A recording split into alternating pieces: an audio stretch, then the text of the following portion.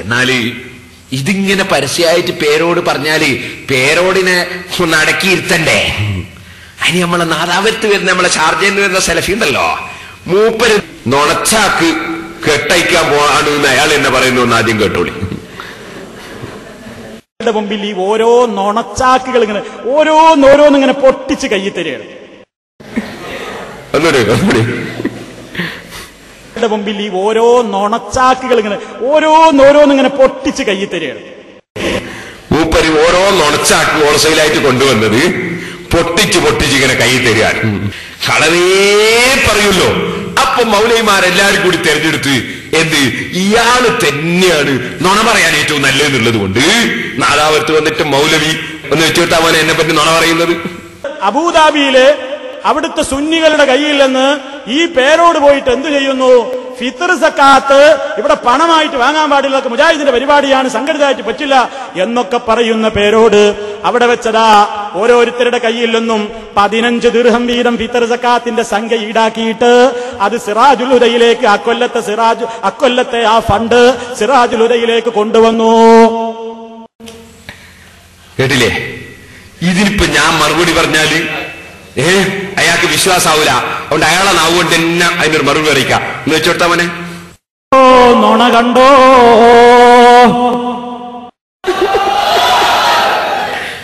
അപ്പോ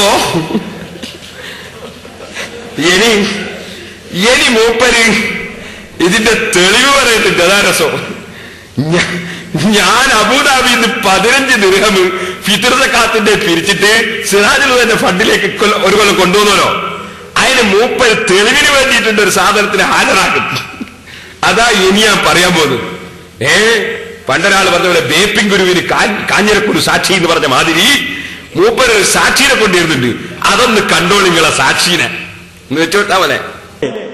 ഇയാളെ കുറിച്ചിട്ട് ഞാനിന്ന് ഇതിപ്പോ സമയമില്ലാത്തതുകൊണ്ടാണ് ഒരു റിപ്പോർട്ടറെ കൊണ്ടുവന്നിട്ടുണ്ട് ഇവിടെ. പേരോടിന് അറിയാമായിരിക്കും. തൽക്കാലം ഒന്ന് കാണാം ആളെ.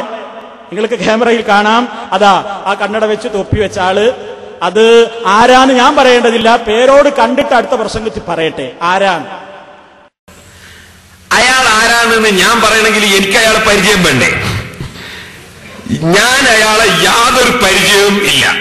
അതുകൊണ്ട് അയാളെ പറ്റി ഏറ്റവും പരിചയം ഉണ്ടാവുക അയാൾക്ക് എന്നല്ലേ? ആ മനുഷ്യനെ പറ്റി അയാളെ കാണാൻ അയാൾക്ക് പരിചയം ഉണ്ടാവില്ല, വേറെ ആർക്കുണ്ടാവില്ലല്ലോ. ഏറ്റവും കൂടുതൽ അയാളെ പരിചയം ഉണ്ടാവാതിരിക്കാം അയാൾക്ക് എന്നെ. സ്വന്തം ശരീരത്തെക്കാൾ പരിചയമുള്ള വേറൊത്തുണ്ടാവോ? അതുകൊണ്ട് അയാൾ എന്നെ പറയട്ടെ അയാൾ ആരാണ്. അതാണ് സുഖം. ഞാൻ അയാളെ കൊണ്ട് തന്നെ പറയിച്ചു തരാം. അയാൾ 1 നമ്പർ മുജാഹിദ്. അയാൾ എന്നെ പറയട്ടെ മോനെ ഒന്ന് വെച്ചു കൊടുത്താ. തൊപ്പി വിട്ട് കൊണ്ടുവന്ന മൂപ്പരെ അയാൾ എന്നെ ഇറങ്ങിപ്പോയത്. അതിനുശേഷം എന്നെ സ്വലാത്ത് വിരോധിയാക്കി. ഞാൻ സ്വലാത്ത് ചെല്ലാത്ത ആളാണ്, അള്ളാഹുവിന്റെ റസൂലിന്റെ സ്വലാത്തിനെ എതിർക്കുന്ന ആളാണ് എന്ന് പറഞ്ഞ പ്രശ്നങ്ങൾ. അങ്ങനെ ഭയങ്കര പ്രശ്നങ്ങളായി. അല്ല അതിന്റെ മേലിൽ അടിക്കാനും കുത്താനും വന്നു. അങ്ങനെ സമയത്താണ് ഞാൻ അവിടെ നടക്കുന്നത് പിന്മാറി വരുന്നത്.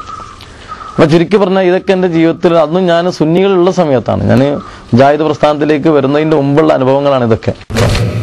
അതെ, മൂപ്പർ മുജാഹിദ് സ്ഥാനത്തിൽ വരുന്നതിന് മുമ്പുള്ള അനുഭവമാണ് പറഞ്ഞത്. അപ്പൊ ഇയാൾ ഇപ്പൊ മുജാഹിദാന്ന് ഉറച്ചല്ലോ. അപ്പൊ ഒന്നാമതായി അയാൾ എന്നെ പരിചയപ്പെടുത്തി അയാളൊരു മുജാഹിദാണ്. ഇനി ഞാൻ മൗലവിനോട് ചോദിക്കട്ടെ, നിങ്ങൾ എന്നെ അങ്ങ് പറഞ്ഞാൽ പോരായിനോ? ഇയാളെ കൊണ്ടുവരേണ്ട ആവശ്യമുണ്ടായിനോ? നിങ്ങളൊരു മുജാഹിദ് എന്നെ പറ്റി കള്ളത്തരം പറയാൻ തീരുമാനിച്ചാല് ഒരു മുജാഹിദ് വേറൊരു മുജാഹിദിനെ സാക്ഷി കൊണ്ടുവന്നിട്ട് കാര്യമുണ്ടോ? നിങ്ങൾക്ക് ഈ മൗലവി എന്നെ അയാളെ വസിന്റെ ദേശം കൂടി പോയി എന്നല്ലാതെ ഈ മൗലവി എന്നൊക്കെ പറഞ്ഞാൽ പോലെ എനിക്ക് കള്ളത്തരോ പിന്നെ മറ്റേ കൊണ്ടൊന്നും അടിക്കണയോ? ഇനി നിങ്ങൾ കേട്ടോളി. ഇയാള് ഈ പറഞ്ഞ വന്നാളുകൾ കൊണ്ടുവന്നാള് അയാള് സത്യം പറയാറില്ല. ഇടത്തും വലത്തും നോക്കിയിട്ട് ആളുകൾക്ക് ഒപ്പിച്ച് പറയലാണ് അയാളെ പതിവ് എന്ന് അയാൾ എന്നെ പറയട്ടെ. വെക്ക്. ഞാനൊരു കാര്യം പറയുമ്പോൾ എന്റെ വലതുവശത്തേക്ക് ഇടതുവശത്തേക്ക് ഞാൻ നോക്കണം. കാരണം ഞാൻ പറയുന്ന ആശയങ്ങളോട് വലതോ ഇടതോ എതിരാകുകയാണെങ്കിൽ എനിക്ക് എന്റെ സാഹചര്യത്തിൽ ബുദ്ധിമുട്ടുണ്ട്, എന്റെ ജോലിക്ക് ബുദ്ധിമുട്ടുകളുണ്ട്, എനിക്കവിടെ എന്റെ നിലനിൽപ്പിന് ബുദ്ധിമുട്ടുണ്ട്. ഇതൊക്കെ നോക്കിയിട്ട് ആർക്കും എവിടേക്കും തട്ടാത്ത നിലക്കുള്ള ഒരു സമീപനായിരുന്നു നമ്മൾ സുന്നി ഭാഗത്തിലുള്ള സമയത്ത് സമീപിച്ചിരുന്നത്. അയാൾ സുന്നി ഭാഗത്ത് പ്രസംഗിച്ച കാലത്ത് ചെയ്ത് ആർക്കും തട്ടാണ്ട് ഇടത്തും വലത്തും നോക്കിയിട്ട് ഒപ്പിച്ച് പറയലായിരുന്നു. അതെ, അപ്പൊ സുന്നിയിലുള്ളപ്പോ തന്നെ അയാൾ അങ്ങനെയാണ്. പിന്നെ മുജാഹിദായ എന്താ ആയിട്ടുണ്ടാവുക നിങ്ങളൊന്ന് ആലോചിച്ച് നോക്ക്. ഇനി ഇയാള് പറയുന്നേ, ഇപ്പൊ ഇയാൾ പറഞ്ഞ എന്താ ആർക്കും തട്ടാണ്ട് പറയില്ല ഞാൻ സുന്നിയിലുള്ളപ്പോൾ. അതേ മനുഷ്യന്റെ നാവുകൊണ്ട് അയാൾ പറയുന്നേ ഞാനൊരു മഹലിൽ പോയാല് ഞാൻ ഉറൂസിനും നേർച്ചക്കലിന് എതിരായിട്ട് അങ്ങ് പറയൂ. അപ്പൊ 3 മാസം ആകുമ്പോഴേക്ക് എന്നെ അവർ പിരിച്ചുവിടലാണ്. അങ്ങനെ ഒപ്പിച്ചു പറയുന്ന ആളാന്ന് പിന്നെ അയാൾ പിരിച്ചുവിട്ടു പോവോ? അതെ, അതൊന്ന് നോക്കട്ടെ. 3 മാസം കൊണ്ട് ഇയാള് പിരിച്ചുവിടലാണ് പോലും. കാരണം അയാള് സത്യം പറയലാണ് ഒരു. അപ്പോഴൊക്കെ നമ്മൾ എന്താണ് അങ്ങനെ വിദേശത്ത് നിന്ന് ഞാൻ തിരിച്ചു വന്നതിന്റെ ശേഷം ഒരുവിധം പള്ളികളിലൊക്കെ ജോലി ചെയ്തു. ആ പള്ളികളിലൊക്കെ നമ്മൾ പറഞ്ഞത് എന്തായിരുന്നു, നമ്മൾ മനസ്സിലാക്കിയ തൗഹീദ് ഇപ്പോൾ പള്ളിയിൽ നിന്ന് പറയുന്ന സമയത്തൊക്കെ 3 മാസം 4 മാസം മാത്രമേ നമുക്ക് എത്രയുള്ളൂ കാലാവധി ഉണ്ടായിരുന്നുള്ളൂ പള്ളികളിൽ.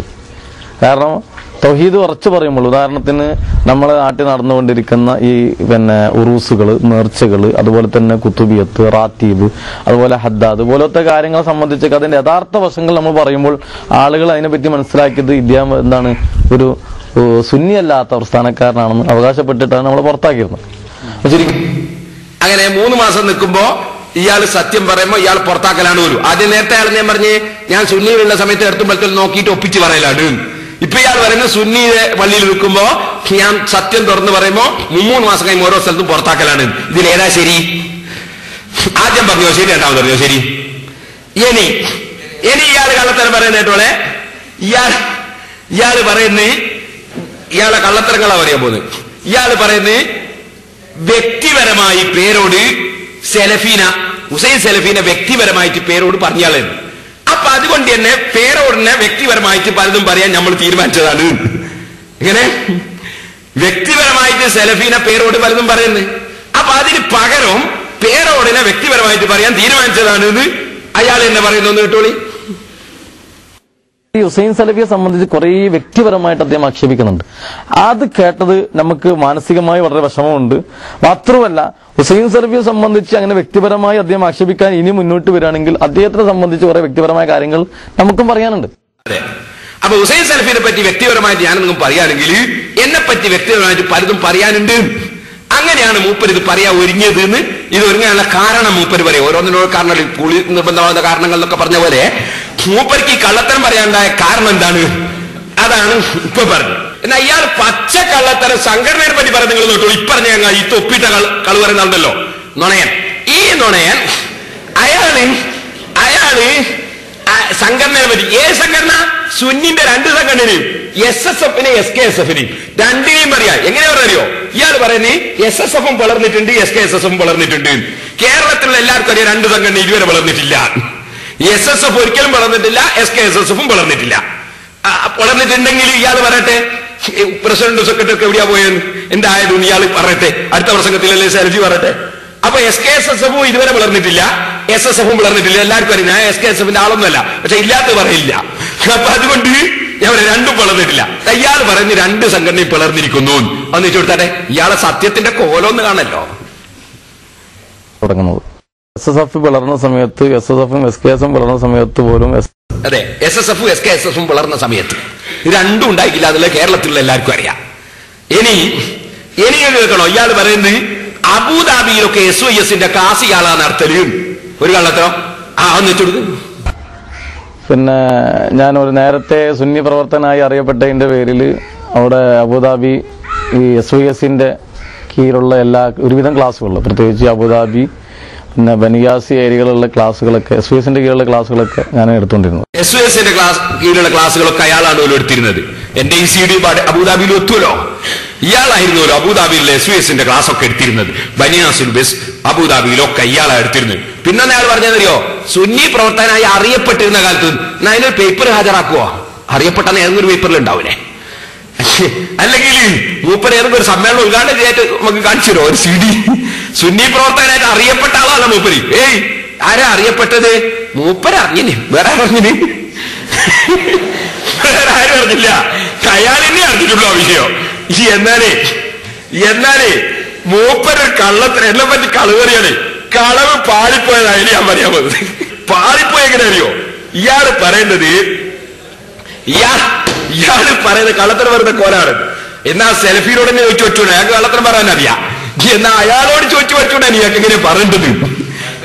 അതെ, എന്താ ഇയാൾ പറഞ്ഞറിയോ കള്ളത്തരം പറഞ്ഞത്? ഇയാൾ പറഞ്ഞേക്കില്ല. ഇവര് സുന്നികൾ അബുദാബിയില് അരിയായിരുന്നു ഫിത്ർ സക്കാത്ത് പിരിച്ചെടുക്കാറ്. ഇയാൾ പറയാ അരിയായിരുന്നു ഫിത്ർ സക്കാത്ത് പിരിച്ചെടുക്കാറ്. നമ്മൾ ഫിത്ർ സക്കാത്ത് തന്നെ പിരിക്കലില്ലല്ലോ. അരി പിരിക്കണമെങ്കിൽ ആദ്യം ഫിത്ർ സക്കാത്ത് പിരിക്കാൻ തന്നെ പരിപാടി തന്നെ നമുക്കില്ലല്ലോ. എന്നിട്ട് ഇയാൾ ഒരു അരിയായിരുന്നു ആദ്യം പിരിക്കാറ്. അങ്ങനെ പിന്നെ പേരൂടെ ചെയ്തു. പേരൂടെ അവിടെ വന്നപ്പോ ഒരു നോട്ടീസ് ഒട്ടിച്ചേച്ചി എട്ടുന്ന് ഇക്കൊല്ലെല്ലാവരും 15 ദിർഹം കൊണ്ട് തന്നാ മതി. അപ്പൊ പേരോടിന് ചോദ്യം വന്ന്, ഇങ്ങനെ 15 ദിർഹം പണം വാങ്ങാവോ നമുക്ക് ഫിത്ർ സക്കാത്തിന്? അപ്പൊ പേരോടെന്ത് പറഞ്ഞു? പേരോട് പറഞ്ഞു നമുക്ക് അരി കൊണ്ടുപോകാൻ ഭയങ്കര വിഷമാ കുറ്റിയാടിയൊക്കെ, അതുകൊണ്ട് പണം ആയാലും നമുക്ക് കൊണ്ടുപോകാൻ സുഖ. അപ്പൊ ഇക്കൊല്ലത്തെ ഫണ്ട് നമുക്ക് അങ്ങനെ ഉപയോഗിക്കാതെ പേരോട് ദുർവ്യാഖ്യാനം എന്താക്കി എന്നാണ് ഇയാൾ പറയുന്നത്. ഇയാൾ ആദ്യം ഒന്ന് ആലോചിക്കണ്ടേ, ഇയാൾ ആലോചിക്കണ്ടേ, അരി പിരിക്കുക എന്നുള്ള പരിപാടി പണ്ട് തന്നെ സുന്നികൾ ആരെങ്കിലും ചെയ്യാറുണ്ടോ? ഫിത്ർ സക്കാത്തിന്റെ അരി പിരിക്കലുണ്ടോ? ഇല്ല. രണ്ടാമത്തത്, അരി പിരിക്കലിനെ മുമ്പെന്നില്ല, പിന്നെ 15 രൂപ പിരിച്ചു എന്നാ പറയും, അതുണ്ടോ? അങ്ങനെ പരിപാടിയില്ല. അല്ലെങ്കിൽ